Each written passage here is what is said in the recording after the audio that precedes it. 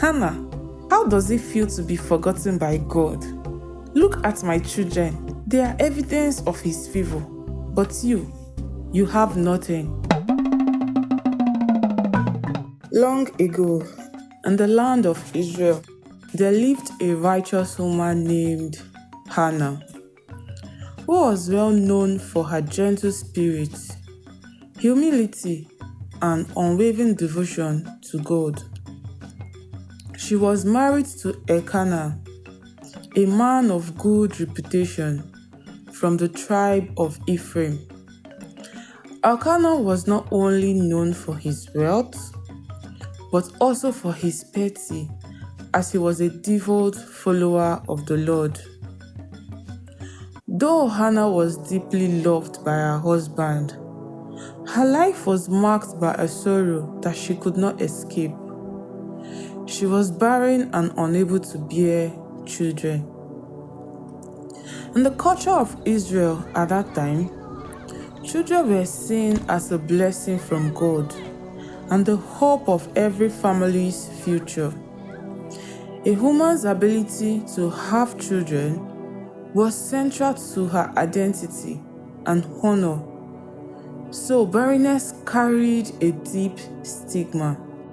Elkanah loved Hannah despite her barrenness, but the absence of children was a heavy burden for both of them. The desire to continue his family's lineage eventually led Elkanah to take a second wife, Peninnah, a woman who could bear him children. While this decision was permitted in their culture, it created a complicated and tense dynamic in the household. Hannah's sorrow grew each year as she watched Peninnah bear children for Elkanah, while her own womb remained closed. However, despite her pain, Hannah remained righteous, faithful, and committed to serving God. She prayed often, trusting that God had not forgotten her, even when her heart felt heavy. Life in Elkanah's household was anything but peaceful. While Elkanah showed great love and tenderness towards Hannah, Peninnah became a source of constant torment for her. Peninnah, who had been blessed with many children, saw herself as the superior wife. Though she enjoyed her position as the mother of Elkanah's children, she was jealous of the special love Elkanah had for Hannah. Peninnah began to use her blessings to mock and belittle Hannah. Hannah, she would say with a smile, how does it feel to be forgotten by God? Look at my children. They are evidence of His favor. But you have nothing. Her words were sharp and cruel, and they cut deeply into Hannah's already wounded heart. Peninnah's taunts grew more relentless, especially during family gatherings and special occasions. Even as Elkanah tried to show his love for Hannah by giving her a double portion of the sacrificial meal, Peninnah would find ways to humiliate her. Hannah, however, chose not to retaliate. She bore the insults in silence, withdrawing to quiet places to weep and pray. Her strength came not from fighting back, but from her deep faith in God. She believed that in His time, He would answer her prayers. Elkanah, though he tried to console her, could not fully understand the depth of her pain. Hannah, he would say, why do you weep? Why don't you eat? Why are you downhearted? Don't I mean more to you than 10 sons? While Hannah appreciated Elkanah's love, her longing for a child remained a deep ache in her soul, a desire she knew only God could fulfill.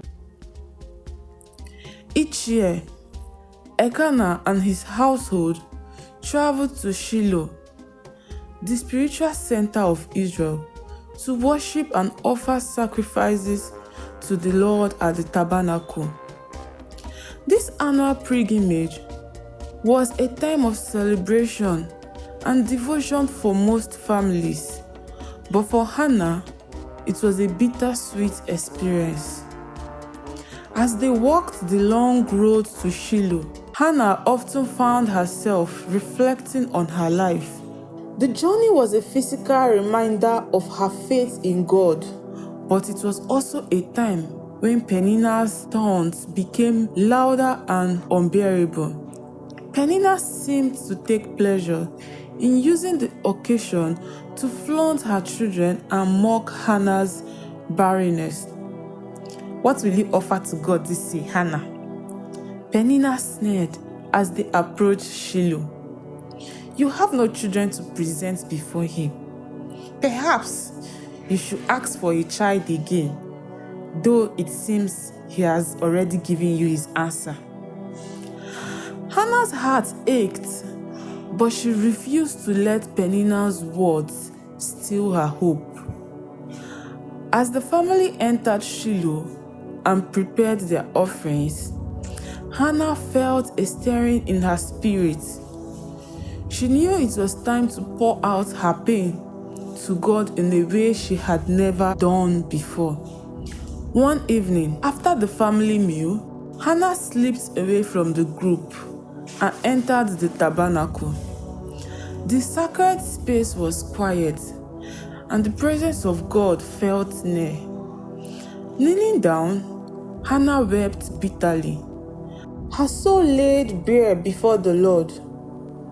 Lord Almighty, she prayed, if you will look on your servant's misery and remember me, and not forget your servant, but give her a son, then I will give him to the Lord for all the days of his life, and no razor will ever touch his head.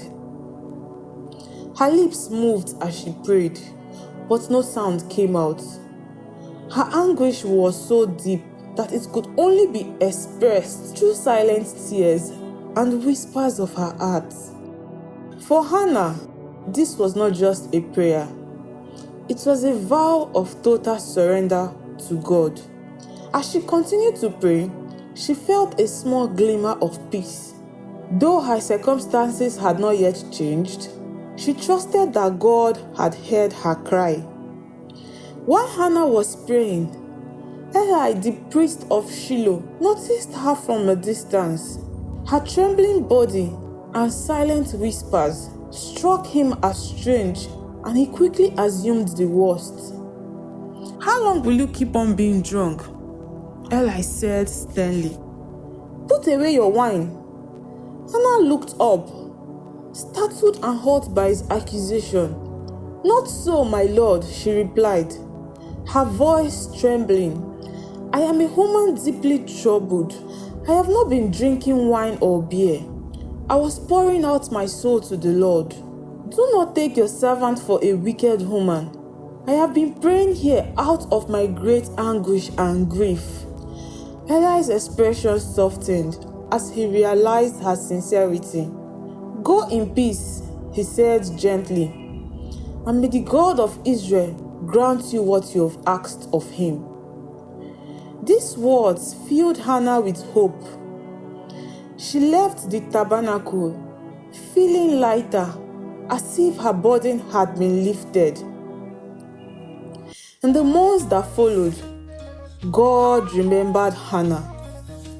She conceived and gave birth to a son. Overwhelmed with joy, she named him Samuel, meaning, because I asked the Lord for him. Hannah's heart was filled with gratitude. Though she treasured every moment with her son, she also prepared her heart to fulfill the vow she had made to God. When Samuel was weaned, Hannah brought him to Shiloh to dedicate him to the Lord. She approached Eli and said, My Lord, I am the woman who stood here beside you praying to the Lord. I prayed for this child, and the Lord granted me what I asked of him. Now I give him to the Lord. For his whole life, he will be dedicated to him."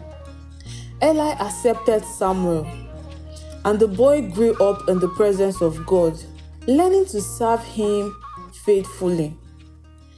Hannah lifted her voice in praise, declaring the greatness of the Lord. Her heart overflowed with gratitude as she sang, "My heart rejoices in the Lord. In the Lord, my horn is lifted high. My mouth boasts over my enemies, for I delight in your deliverance. There is no one holy like the Lord. There is no one besides you. There is no rock like our God." Hannah's song was more than a hymn of thanksgiving. It was a proclamation of God's power and faithfulness. She rejoiced in the Lord's sovereignty and his ability to lift the lowly, reminding all who heard her that God works wonders for those who trust in him. Hannah returned home with peace in her heart, knowing that Samuel was in the care of the Lord. In time, God blessed Hannah with more children, 3 sons and 2 daughters, demonstrating his abundant faithfulness. Samuel, meanwhile, grew up to be one of Israel's greatest prophets, playing a pivotal role in the nation's history. Hannah's story teaches us the power of faith, patience, and surrender. In the face of sorrow, she turned to God with unwavering trust, believing in his ability to bring good out of her pain.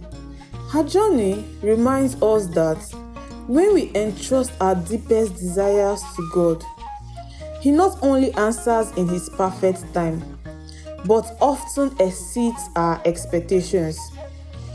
Do you have a similar story from your personal experience, like that of Hannah? Kindly share it in the comment section.